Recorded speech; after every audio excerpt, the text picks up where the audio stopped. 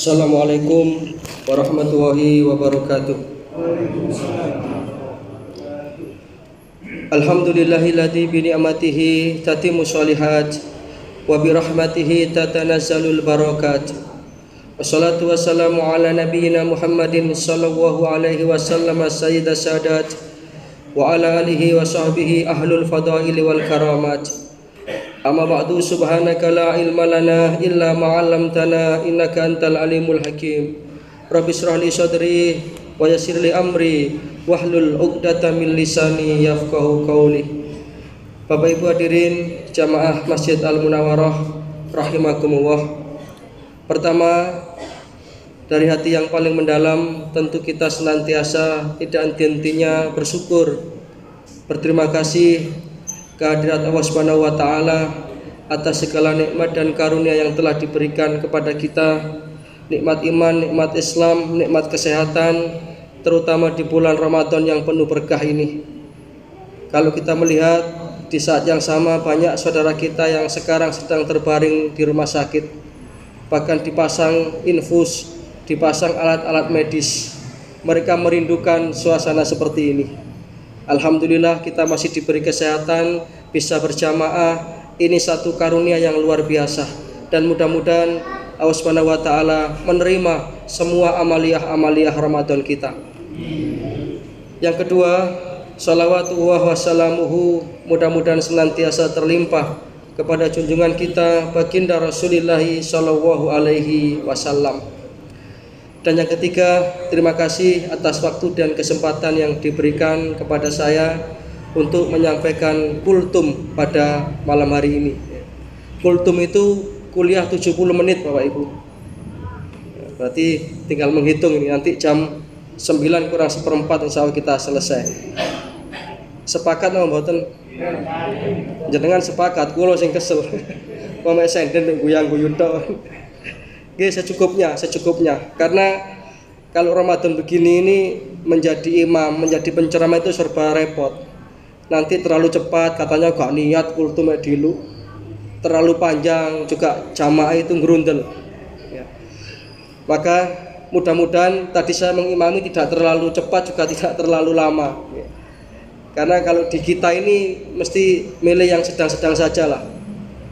Kita tidak akan melakukan tarawih dengan 21 rakaat itu 7 menit selesai, seperti yang viral itu, tarawih viral itu. Atau seperti yang di Magetan itu, di Desa Temboro itu tarawihnya ba'da isya begini ini sampai nanti jam 2:30 pagi. Wah, itu kalau diterapkan di sini insya Allah besok jamaahnya buyar Pak, wis golek masjid liyane ae. Maka versi Munawwarah ya yang sedang-sedang saja. Yang penting kita semua ikhlas.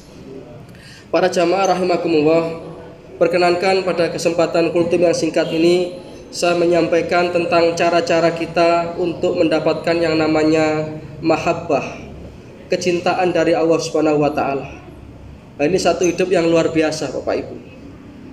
Kalau orang itu sudah dicintai oleh Allah taala, hidupnya ini bergaransi. Apapun saja problematika dan persoalan-persoalan kehidupan yang dihadapi pasti akan ada solusi dan jalan keluarnya. Dan ini sudah terbukti. Nabi Ibrahim alaihissalam itu sama sekali tidak menyangka kalau api yang sudah disiapkan oleh Namrud itu akan menjadi dingin dan seujung rambut pun beliau tidak terbakar. Sama sekali tidak menyangka itu. Yang penting Nabi Ibrahim hanya menumbuhkan kecintaan dan kepasrahan secara totalitas kepada Allah Subhanahu wa taala. Sehingga dalam satu riwayat ketika itu kan malaikat Jibril datang, "Wahai Ibrahim, di saat-saat yang seperti ini, yang kritis kayak begini ini, apa kamu butuh bantuanku?" Yang datang Jibril loh Bapak Ibu, imamnya malaikat. Apa jawab Nabi Ibrahim? "Amma ilaika lah." Matur suwun Jibril, kalau kepada sampean saya tidak butuh apa-apa itu. Nabi Ibrahim hanya mengatakan hasbunallah wa ni'mal wakil. Cukup gumantungku nang Gusti Allah itu wis cukup. Kecintaanku kepada Allah itu sudah cukup. Maka apa yang terjadi? Api kemudian diperintahkan oleh Allah Ta'ala, ya naru kuni bardan wasalaman ala Ibrahim. Api dinginlah kamu, selamatkan, itu kekasihku itu. Nabi Musa alaihissalam dalam keadaan terjepit depan lautan, Fir'aun semakin lama semakin dekat. Nabi Musa membawa serombongan orang yang disebut dengan Bani Israel. Bani Israel itu orang yang rewel Bapak Ibu. Dadi nggawa rombongan niku situasi ini kritis, rombongannya rewel. Niku langsung sumpek Pak. Ya apa iki Musa? Fir'aun tambah cer. Ya apa iki Musa? Ndak memberi solusi, malah bingungi dhewe. Itu Bani Israel yang dibawa oleh Nabi Musa. Jumlahnya hanya sedikit. Tapi kemudian Nabi Musa tidak bergeser sedikit pun hatinya dari kebergantungan kepada Allah. Beliau mengangkat tangan, Allahumma lakal hamdu wa ilaikal mustaka wa antal musta'an. Fala haula wala quwata illa billahil aliyyil azim. Maka Nabi Musa sedikit pun tidak menyangka bahwa solusi yang diberikan oleh Allah Ta'ala adalah menjadikan lautan merah yang luas itu terbelah menjadi dua. Niki lek pun dicintai Gusti Allah niku sembarang beres, Pak. Nah, dalam Al-Qur'an Allah Ta'ala memberikan peluang-peluang itu. Kalau kalian jenengan jadi hamba yang dicintainya, sehingga kita menjalani hidup di dunia ini, bahkan sampai di akhirat nanti, itu akan mendapatkan pertolongan yang tidak kita sangka-sangka, yang kadang di luar nalar pemikiran kita. Asal syaratnya jangan bergeser dari kecintaan kita kepada Allah Subhanahu wa Ta'ala. Yang pertama caranya, sesuai dengan terbatasnya waktu, adalah dengan mengikuti pola hidup Rasulullah SAW. Bagi kita orang Islam tidak ada idola lain, tidak ada contoh lain, tidak ada figur lain selain baginda Rasulullah SAW yang kita idolakan, karena beliau adalah manusia sempurna yang telah diciptakan oleh Allah Ta'ala sebagai uswatun hasanah. Dasarnya surat Ali Imran ayat 31. A'udzubillahi minasyaitonirrajim. Kul, katakan wahai Rasulku, in kuntum tuhibbunallah, kalau engkau mencintai Allah, fattabi'uni, maka ikutilah aku. Jadi ini Kanjeng Nabi diperintah oleh Gusti Allah. Wahai Rasulku, kandanana wong-wong iku, lek anjane cinta nang aku, syarate ikutilah kamu, melok awakmu. Nah, ini syarat pertama, mengikuti pola hidup Rasulullah. Kalau kita sudah mengikuti Rasulullah dengan konsekuen, bukan malah berbuat bid'ah Bapak Ibu, bukan malah menyelisih Kanjeng Nabi, bukan. Tetapi ittiba'ur Rasul, mengikuti pola hidup Rasulullah. Maka nanti kalau sudah seperti itu, yuhibbukumullah, Allah Ta'ala akan mencintai kita. Satu itu syaratnya. Yang kedua, agak saya percepat gitu. Sudah berapa menit nih Bapak Ibu? Nanti kalau sudah selesai jangan angkat tangan loh Pak. Kalau khawatir kedawan. Terus hati rasan-rasan. Sing kultumingi wonge arek cilik omongnya dawa. Wah, yang masalah itu nanti. Sudah berapa menit Pak Gonot? 2 menit. Oh, jamnya mati.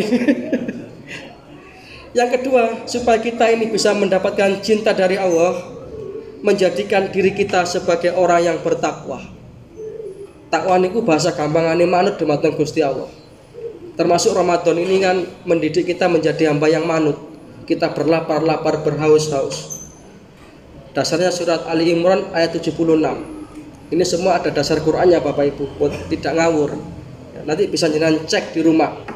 Kita harus kita malam ini ya, ayat-ayat tentang meraih cinta Allah. Judulnya itu.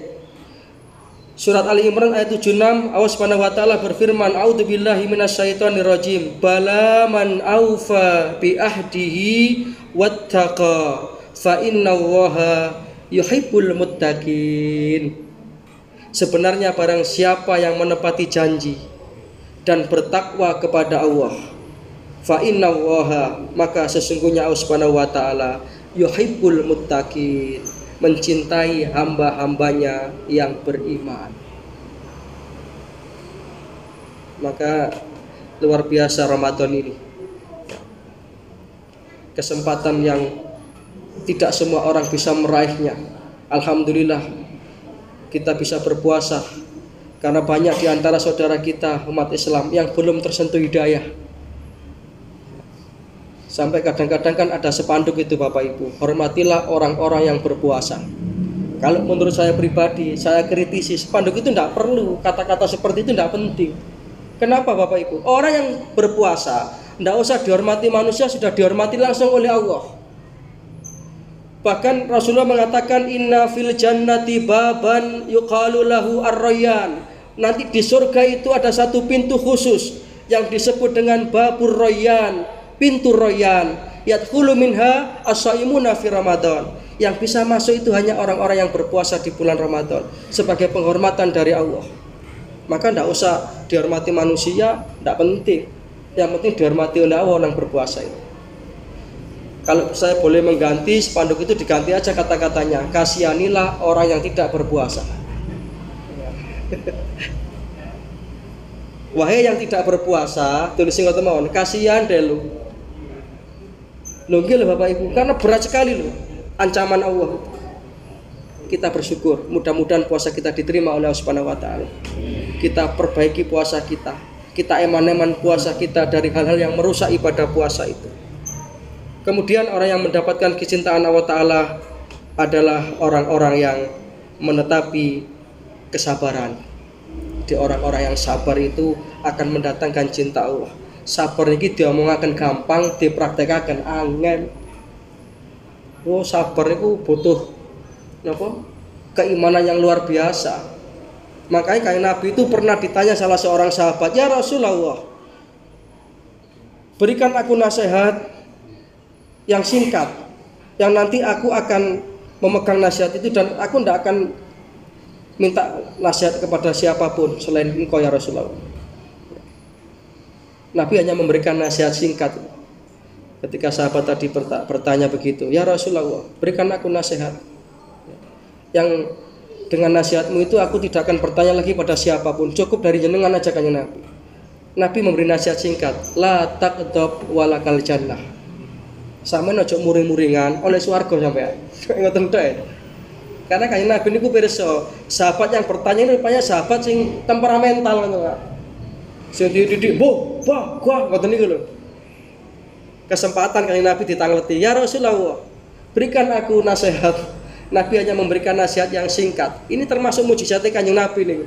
Beliau itu kalau memberikan nasihat itu singkat, jelas, padat dan bermakna. La taqdab walakal jannah. Kan mboten dawa niku. Beda kali kula ngene dawa, gak jelas turun-turunane. Kalau Rasulullah begitu, la taqdab, jangan gampang marah. Kamu dapat surga. Nah, ini sabar. Dan tingkatan paling sabar itu adalah tingkatan yang dimiliki oleh para nabi ulul azmi yang jumlahnya ada 5 orang rasul itu. Nabi Nuh, Nabi Ibrahim, Nabi Musa, Nabi Isa, dan Nabi kita Nabi besar Muhammad Sallallahu Alaihi Wasallam. Sabar niku abot. Termasuk panjenengan kan mau tadi mulai ba'da subuh tadi bersabar, tidak makan, tidak minum, menahan lapar, menahan haus, menahan syahwat.